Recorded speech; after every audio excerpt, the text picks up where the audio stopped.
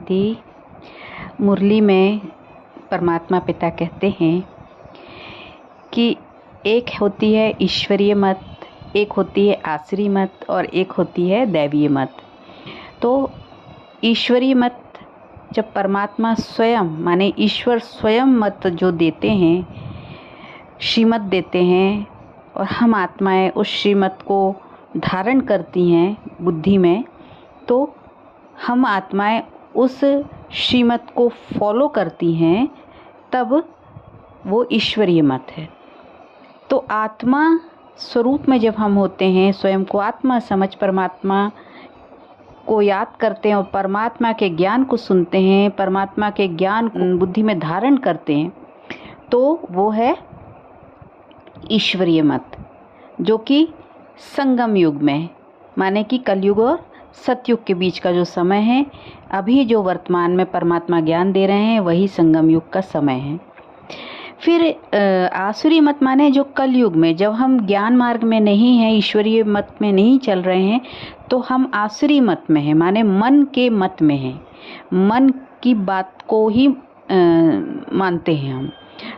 मन मत और परमत का असर हमारे ऊपर होता है और हम मन मत और परमत के वश में रह के कर्म करते हैं, तो वो है आसुरी मत, आसुरी मत। ठीक है। तो इस तरीके से फिर हुआ दैवीय मत। तो दैवीय मत माने जब सतयुग में, सत्य युग माने कि सत्य ज्ञान जब धारण हो जाता है, स्वरूप बन जाता है, आत्मा सत्य स्वरूप बन जाती है, तो देवी देवता बन जाती है। तो उस समय वह होता है, उसके अंदर जो गुण होते हैं वो दैवीय गुण होते हैं ना, इसलिए उसको दैवीय मत कहते हैं, क्योंकि दैवी मत से वो आत्मा चलती है।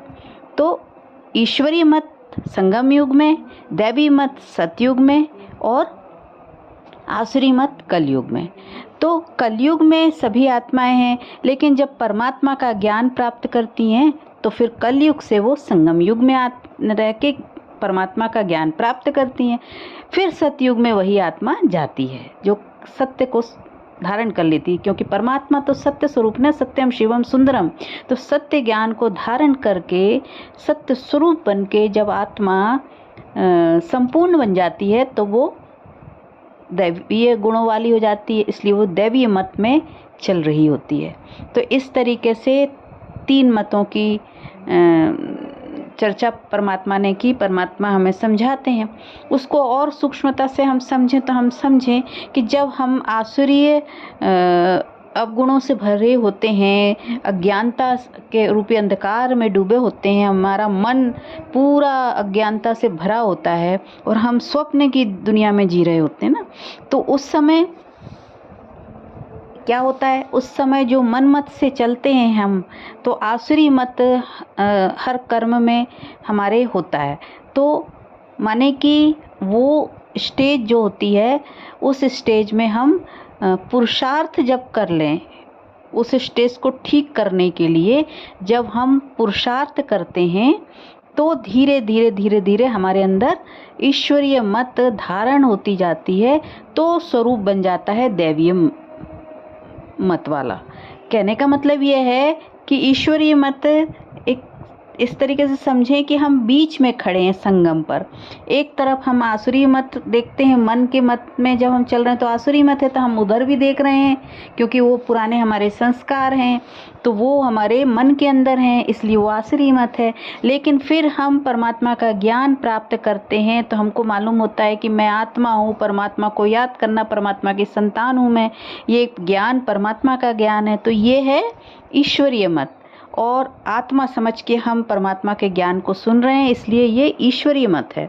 तो ईश्वरीय मत आत्मा के अंदर धारण होती जाती है और फिर उसी का परिणाम क्या है, उसका रिजल्ट क्या है, दैवीय मत हमारी बन जाती है।